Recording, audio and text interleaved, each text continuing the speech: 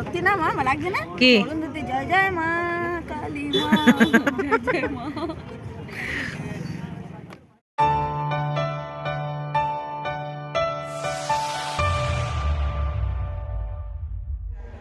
Hello friends, good morning.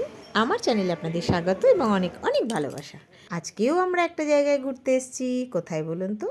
Murshidabad জেলারই আরেকটি নতুন মন্দির, সেটা হলো জগবন্ধু আশ্রম। খুব সুন্দর জায়গা, চতুর্দিক ফুলে মানে ভরে আছে। আর এই সময়টা ফুলেরই সিজন, শীতকাল। অনেকটা জায়গা জুড়ে ভীষণ পরিষ্কার পরিচ্ছন্ন। 2000 থেকে 2003 সালে নবকলেবরে এই মন্দির নির্মাণ করা হয়েছিল। এই মন্দিরের গায়ে বৈষ্ণব তীর্থ খোল করতালের বিভিন্ন মন্ত্র খোদাই করে ফুটিয়ে তোলা আছে, যা এই মন্দিরের সৌন্দর্যকে দ্বিগুণ করে তুলেছে। 1871 সালের 28শে এপ্রিল মুর্শিদাবাদ জেলার ডাহাপাড়াতে জন্মগ্রহণ করেন বৈষ্ণব গুরু তথা লেখক জগৎবন্ধু। তবে পৈতৃক নিবাস বাংলাদেশের ফরিদপুর গ্রামে।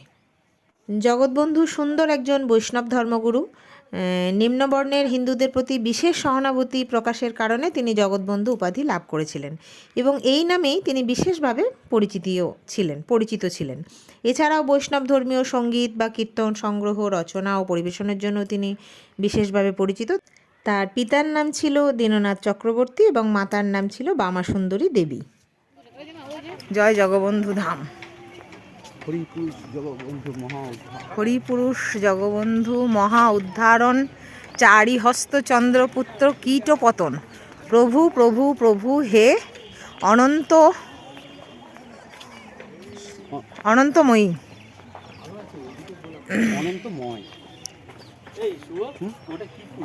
কসমস কসমস বললাম তো। আর হ্যাঁ, এটাও বলে রাখি, এই মন্দিরের উচ্চতা হচ্ছে 118 ফিট, যেটা মুর্শিদাবাদের সর্বোচ্চ মন্দির নামেই খ্যাত। আর এখানে প্রভুর জন্মতিথি বৈশাখ মাসে হয়, তো সেই উপলক্ষে 7 দিন ধরে একটা বিশাল বড় অনুষ্ঠান হয়, নাম সংকীর্তন হয়, খাওয়া দাওয়া হয় এবং এই অনুষ্ঠানের শেষ দিনে বিশাল এক নগর কীর্তন বার করে গোটা মুর্শিদাবাদ ঘুরে আবার এই মন্দিরে এসেই শেষ করা হয়। তো বন্ধুরা, খুব ছোট্ট করে একটা খুব সুন্দর জায়গা আপনাদের সাথে শেয়ার করলাম। আমরা ঘুরেছি, আনন্দ করেছি, আপনাদের সাথে ভাগ করে আরও আনন্দ পাচ্ছি। খুব ভালো লেগেছে। তো এরপরে আমরা ওখান থেকে বেরিয়ে চলে গেলাম ঘাটে, মানে এরপর আমরা নৌকা পারাপার করব, আমরা যাব নদীর ওপারে। তো এই যে নৌকা এসে গেছে, দেখছেন সব নেমে যাচ্ছে যাত্রীরা। আমরা ওয়েট করছি, ওরা নেমে গেলে আমরা এরপর চেপে যাব।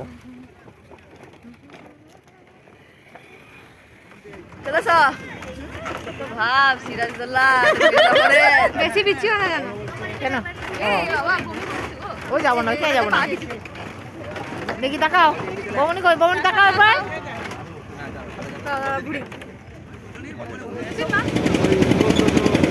চট্টোপাধ্যায় ও আছে, ও করতে আছে।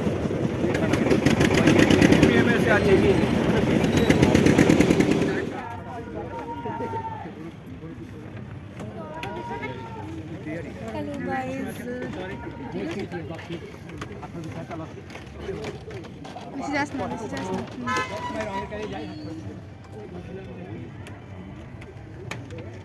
দিনের বেলা টর্চ জ্বেলে রেখেছে।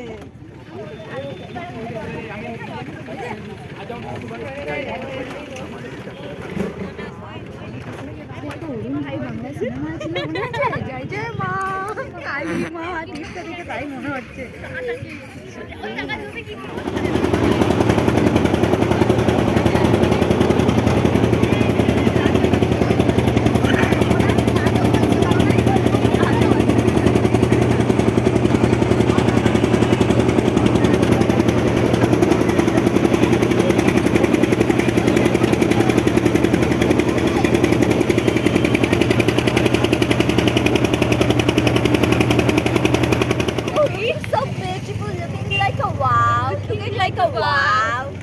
Innovative photography sessions going on.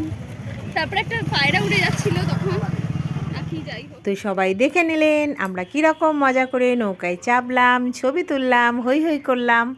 আবার পড়ন্ত বিকেলে যখন সূর্যি মামা তার বাড়ি ফিরে যাচ্ছে, আমরাও তখন নৌকা থেকে টুকটুক করে নেমে মোটামুটি হোটেলের দিকে রওনা হলাম, কারণ সূর্যি মামা যখন বাড়ি যাচ্ছে আমাদেরকে জানান দিচ্ছে যে সন্ধ্যা হয়ে গেছে, আর সন্ধ্যা হয়ে যাওয়া মানেই যে যার ঘরে ফিরে চলো। তো আমরাও আর কোথাও সেদিনের মতো প্রোগ্রাম বন্ধ রেখে আর কোথাও না গিয়ে চুপচাপ হোটেলের দিকে রওনা হলাম। খুব আনন্দ করে দিনটা কাটলো, আর যেখানে যেমন করে কাটিয়েছি সবটাই কিন্তু আপনাদের সাথে ভাগ করেছি। তো সবাই ভালো থাকুন, সুস্থ থাকুন, একই রকমভাবে আমার চ্যানেলের পাশে থাকুন, লাইক করুন, আর একটু বেশি ভালো লাগলে সাবস্ক্রাইব করুন। সব সময়ের মতো এত ভালোবাসা নিয়ে সাথে থাকুন, পাশে থাকুন, আনন্দে থাকুন। টাটা।